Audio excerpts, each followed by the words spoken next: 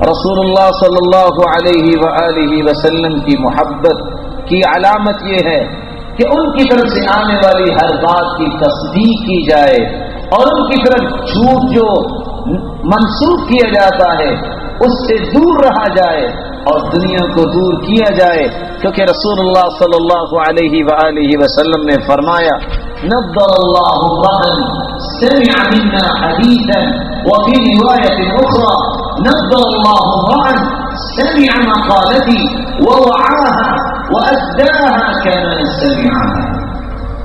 کتنا یہ پیارا پیغام ہے۔ آج انسان خوبصورت بننے کے لیے کون کون سے طریقے اختیار کرتا ہے، لیکن یہ دنیا کی خوبصورتی ہے۔ اصل خوبصورتی تو قیامت کے دن ہوگی، یوم تبیض وجوہ وتسود وجوہ، جس دن چہرے سیاہ ہوں گے اور چہرے چمکتے نظر آئیں گے۔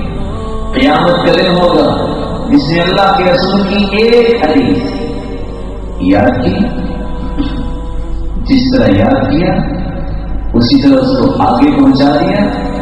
قیامت کا دن ہوگا، اللہ رب العزت اس کے چہرے کو روشن کرتے ہیں، اور رسول اللہ صلی اللہ علیہ وسلم نے فرمایا جو میری طرف جھوٹ کو منسوخ کرتا ہے من کذب علی متعمدا فلیتبوأ مقعده من النار، جو جھوٹ بولتا ہے اور پھر اس کی نسبت میری طرف کرتا ہے اس کا ٹھکانہ جہنم ہے۔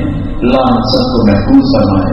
بلکہ سرکار رسول صلی اللہ علیہ وآلہ وسلم نے فرمایا تھا ایک ایسا وقت آنے والا ہے، ایک ایسا زمانہ آنے والا ہے کہ لوگ تمہیں بیان کریں گے۔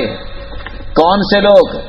دجالون کذابون یأتونکم من الاحادیث ما لم تسمعوا انتم ولا آباؤکم، جھوٹے ہوں گے، دجال ہوں گے، لوگوں کو دھوکے میں ڈالنے والے ہوں گے، اپنے پاس سے باتیں گھڑیں گے یا قصے سنائیں گے جن کا تعلق اللہ کے رسول کے ساتھ نہیں ہوگا۔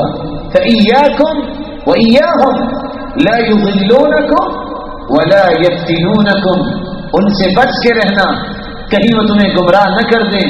پتہ یہ چلا گمراہی کس چیز کا نام ہے؟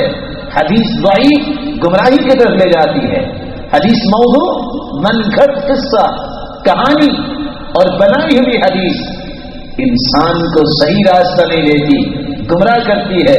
صراط مستقیم دو چیزوں میں ہے، ایک اللہ کی کلام ہے، ایک رسول اللہ صلی اللہ علیہ وسلم کا وہ فرمان ہے، وہ عمل مبارک ہے جو ثابت ہو جائے۔ میری اللہ رب العزت سے دعا ہے اللہ رب العزت ہمیں اپنے محبوب کے ساتھ محبت کرنے کی توفیق عطا فرمائے اور اس کی محبت کے تقاضوں کو پورا کرنے کی توفیق عطا فرمائے۔ سبسکرائب کیجئے ہمارے چینل اور دبائیے بیل کا آئیکن تاکہ آپ کو ریگولر نوٹیفیکیشن اپڈیٹس مل سکے۔